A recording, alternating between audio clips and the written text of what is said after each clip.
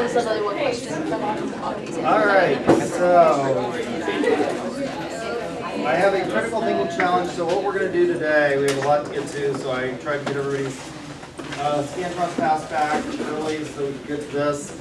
I have an example. What we're doing today is we're talking about how to use logic and critical thinking in order to write your article reviews and your group projects. Because what you're going to do is you're going to make arguments in those documents, and also arguments are important to marketing. So this will help you write a better paper for the article review, learn how to argue correctly, how to use logic and critical thinking. And then what I'm going to do is we're going to stop at about 1 o'clock, and I'm going to give you the remainder of the time to work on the critical thinking challenge so that you don't have to take this home for homework, because I try not to give you homework that you have to do in these group projects for this kind of stuff. I want you to work on in class. Since the class average on exam 1 was 57.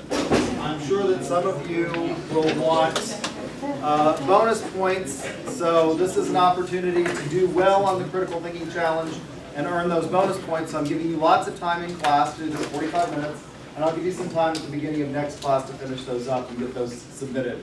The critical thinking challenge can be found, before I forget, I'll get to your question in just 1 second. If you go to assessments and Dropbox, the newest one is the biology critical thinking challenge. It's a group, and there should be, if you look at it, there should be instructions there. So I've given you an article review example, one that I wrote that has some things. I'm going to tell you that it's got some things wrong with it. I think there's one dangling modifier, for example. So what you're going to do is you're going to use that, and then look at the rubric, which is how I will grade. If you go to the content tab and then syllabus, if you look at the end of the syllabus, there are 2 rubrics. There's a rubric for the article review assignment, so you're going to look at this and figure out what's wrong with it based on the rubric and what you should do to be better, come up with a good answer as to why you could make, or how you could make this better. There's a major problem with what I gave you. It's fairly well written, but look at the rubric and the requirements for the things. So don't just look at the rubric, also look at the requirements. You know, things that you can point out doesn't meet the requirements. I'm giving you hints here on how to come up with a good answer that will win you bonus points. So do that, and that will be due by midnight on Tuesday, but I'll give you, like I said, the class period, the rest of the class to do this, and I'll give you some time in class on Tuesday as well. So making arguments. Arguments are important. People a lot of times tell me that they don't like arguments. Students tell me that they don't like arguments because they just don't like to fight. There's an apocryphal story. What does an apocryphal story mean? What does the word apocryphal mean?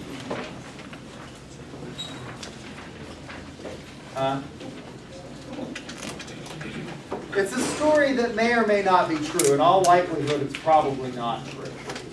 Although I have a tendency to think that this one may be true. There's an apocryphal story about W.C. Fields. How many of you know who W.C. Fields is? Nobody. He was an actor in the 1940s. He died a long time ago. He's kind of an entertaining individual, but there's an apocryphal story about him being dead drunk and this woman coming up to him and saying, "Mr. Fields, you're drunk."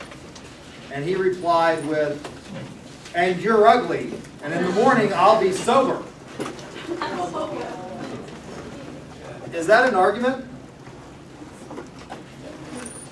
No, it's not. There may be fighting involved, but it's not an argument. So what is an argument? Technically speaking, an argument is providing sound reasons for your decision. So arguments are fundamental to marketing. We use them all the time. But I find that we do them poorly. We make poor arguments in marketing in many instances, and students make poor arguments in many instances. So this is to help you write a logically consistent argument for your article reviews, and to recognize that fundamentally when you advertise, you're making an argument. You're arguing that somebody should buy your product. So arguments are really, really important in marketing, and this will help you with that assignment, and also as marketers in the future to market the products that you're going to sell, but also to market yourself. So it's not about fighting. It's used by marketers to persuade customers and constituents that you should buy our product or our service, or you should utilize what it is that we're trying to get you to do. Or if you're in political marketing, to accept a certain public policy outcome. The first rule, now you can take an entire course in logic and critical thinking. We teach courses in logic and critical thinking here at UCO, and this is not designed to be an entire course in Boolean logic. I had to take a course in logic and critical thinking in my undergraduate degree. It was one of the best courses that I took in terms of preparing me for a lot of things, like going to law school in particular. It was a really, really helpful course. So that's well beyond the scope. That kind of getting into really sophisticated, pure logic is beyond the scope. But what I want you to recognize is just some basic rules that I see people violating all the time. So the first rule with regard to argumentation is about structure. And we talk about valid and invalid and true and false. And a lot of times people use these terms interchangeably, and they are not interchangeable. Valid and invalid go to whether or not an argument's structure is okay or not okay. True or false go to the reality of the premises. So it is entirely possible to have a validly structured argument that is not true, and it is entirely possible to have an invalidly structured argument that happens to have some basis in reality. So what you want is you want your arguments to be both what? Valid and true. And the example I give you of how you can have validly structured arguments that have no basis in reality is the GMAT and then the LSAT. There are logic games on those exams, if you want to go on to graduate school, that you have to figure out that have no basis in reality, but they are logically consistent. The LSAT in particular has like 3 sections of these logic games. I was really pretty good at it. So here's an example. If it rains, the streets get wet. It rained, therefore the streets are wet. That if I said that today, would it be true? Well, let's look outside. It's not raining. So it wouldn't be true, but it is a valid structure. Now if I say it, and it's raining outside, it's both true and valid. So structure is important. If you're interested in going on with this, there is a very pithy little book, very short little book that you can get called the Rule Book for Arguments, which is helpful in these kinds of things, and writing papers. It's really, really helpful in helping you organize and write papers.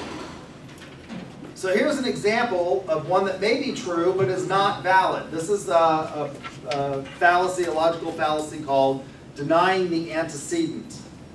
So this part of the sentence, if it rains, is the antecedent, and this part, the streets get wet, is what we call the consequent. So denying the antecedent. If it rains, the streets get wet. It did not rain, therefore the streets are not wet. What's wrong with that argument? Yeah, they could be wet from lots of other things, right? What could happen? Street cleaner could go by, you could have a fire hydrant break, you could have a flood from a dam breaking. There are lots of reasons that the street may get wet. So generally denying the antecedent is what we classify. There are 2 great logical fallacies. 2 of the, and most of the other fallacies fall into these. It's either assuming causation too readily by mere succession in time, and the other great logical fallacy is overlooking alternatives. So this is denying the antecedent generally does what? It overlooks alternatives. What was the first one you said? Assuming causation too readily by mere succession in time. If you notice A and then it's followed by B, you assume that A what? And I'll give you an example of that in a minute, of one of the 2 great fallacies. So denying the antecedent. Rule 2, distinguish between your premise and your conclusion. I use this even though it doesn't have anything to do with marketing, because I've actually had students tell me this before. And I teach ethics, so we talk a lot about, in my marketing ethics, more on duty-based, and we talk about, the existence of God in there. And I've had students tell me this. The Bible is the Word of God who wrote it. The Bible said God exists, therefore God exists. You are implicitly relying upon your conclusion as a premise. Which, by the way, this is not true, although I have students that assure me that this is, like God didn't sit down at the cosmic word processor, pound out the Bible and give it to anybody, right? You all know that, right? I have students that insist that God sat down at the universal typewriter in the sky and wrote it out and gave it to Moses. No, right? That didn't happen. Didn't happen. The Bible is maybe the Word of God through the words of men speaking in the idiom of their time, but he didn't sit down and write it. The Bible was written by men. So this is called circular reasoning. You'll also hear it called begging the question, or in Latin, things always sound more sophisticated if you use the Latin term, it's petito principe. Use the Latin term for the fallacy of begging the question. Order. Present your ideas in a natural order. Now, there's no set way to do this. If you're arguing about history, how should you present your ideas generally? Well, chronologically is nice. But in marketing, we don't generally deal with history a lot. So what might be a better way? Well, if you go to journalism school, they will tell you about the inverted pyramid. And the idea of the inverted pyramid is that what you should do is what happens, because, and this happens with you all, I know. What happened with me, I shouldn't tell you this, but when I was an undergraduate, I was horribly afraid of reading. I didn't like to read. It made me sleepy. How many of you that happened? Reading makes you sleepy. Yeah, it wasn't until I went to law school and you had to read a whole lot of stuff really, really quickly that I learned to read. I graduated with a 4.0 in my undergraduate career, summa cum laude. Never opened a book. I shouldn't tell you that, right? Because it encourages you to not open the book. But what I did do was I went to class and I took really good notes. And I have an eidetic memory for anything that's said to me. I can repeat entire conversations from years and years and years ago. So I could take really good notes and I could remember what professors say and I could spit it back out on exams really, really well. So I'm an audio learner. That's the way I learned, and so I was good at college because that's the way it's presented, is orally in many instances. And journalism relies on this kind of idea that people don't really like to read very much. So they talk about the inverted pyramid, which is put your strongest argument first, because people will stop what? They stop reading after the first paragraph. How many of you do this? You pick up a newspaper, you don't pick up a newspaper anymore, but you go on CNN or MSNBC.com or anything like that to look at the news, and you look and you skim and you read that first paragraph, right? So put your strongest argument first. This is called the primacy effect. It's what people are going to remember.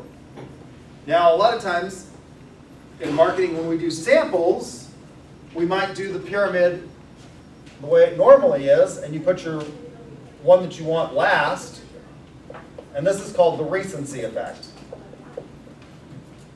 It's the one that people will remember, that they'll take away.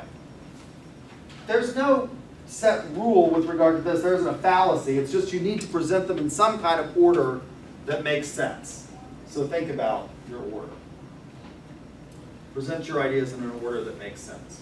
Again, if you're a historian, chronological makes sense.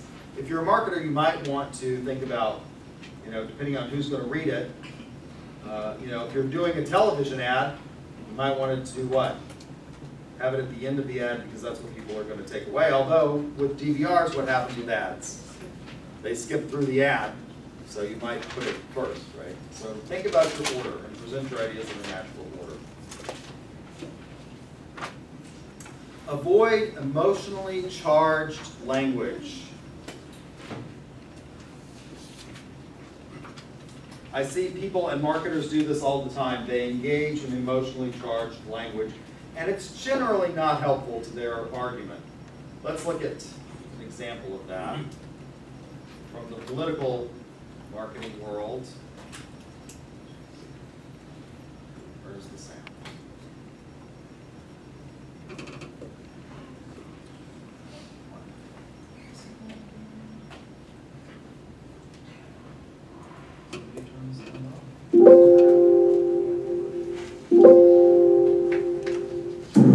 increasingly dangerous world.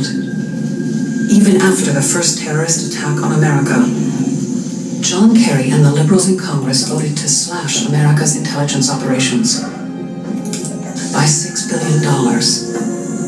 Cuts so deep they would have weakened America's defenses.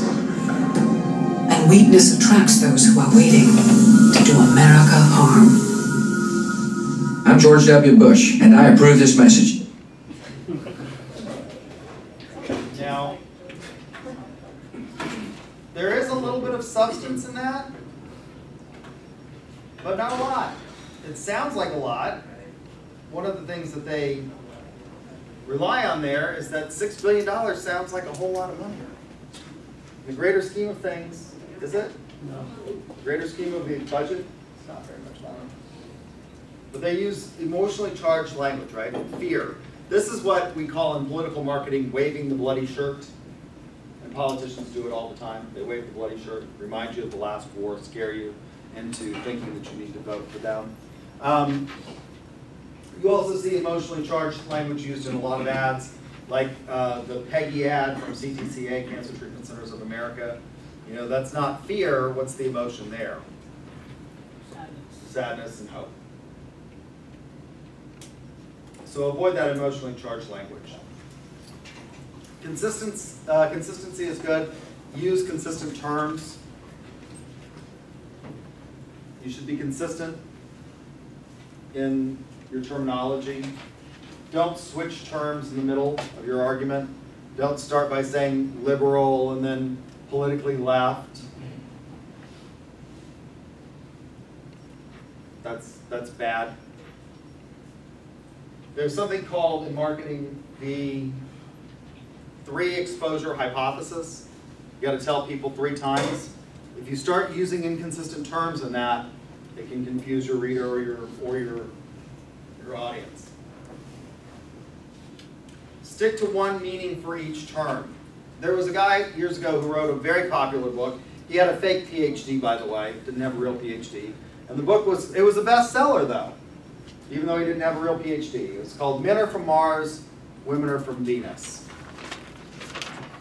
So you could take an argument that goes something like this based on a book like that says, men and women aren't physically equal, therefore the law shouldn't pretend that they are. This is the fallacy of equivocation. It's using a different meaning for the word. What's the difference? What are we equivocating on in that argument? Physically, they are not the same, but how they are the same under the law. Yeah, the equivocation is on the word equal, right? Equality before the law is something different than equality of physical strength. And there's no doubt, if we took 2 individuals, one male and one female, of roughly the same body type, and we sent them off to the gym, and we measured who gained muscle mass quicker, which individual would gain muscle mass quicker? The male. Which would lose weight quicker? The male, right? I mean, that's not equality before the law. What is equality before the law? Equality before the law is something different. It's that you don't judge people based on arbitrary and capricious characteristics. So stick to one meaning for each term. Don't equivocate on your terms. Samples. We use these a lot in marketing. You have to make sure that the samples are representative. And it's amazing we can do this. One of the things that I have come to the conclusion is that marketing is really much more of a science than medicine, where they use convenient samples for everything. In marketing, we can actually do scientific randomized samples. It's amazing how accurately we can get with our predictions based on those representative samples. No amount of anecdotal evidence, however, constitutes a scientific sample. Now, it's not, in one instance, and you see this in marketing, it's not necessarily a logical fallacy to use anecdotal evidence or what we call arguments by analogy, and I'll give you an example of that in just a minute. But if you're going to talk about science, we need to make sure that the samples are representative samples. And we can do that in marketing. You can't do it in medicine, oddly enough. Why can't they do it in medicine? How would you have to randomize samples in medicine? You'd have to just pick people out and say, we're going to give you this drug and you're going to try it. Whether you like it or not. We're going to shoot you full of Thorazine and see what happens. You know, you can't do that. Analogies. These are ones where you can use anecdotal evidence, but you have to make sure that there's proportionally equal stuff. And you see these kinds of arguments being used in marketing all the time. Where do you see it? Well, go to Walmart, and what's the Walmart brand? Great Value, right? And it'll say things like on the Great Value brand, there's, if you go to the, for example, the mouthwash aisle, there's Listerine, and right next to it is the Great Value brand, and it says what? Compared to the active ingredients in Listerine, and they're exactly the same. That's okay. Those are because they're what? Roughly proportional. What's different about them?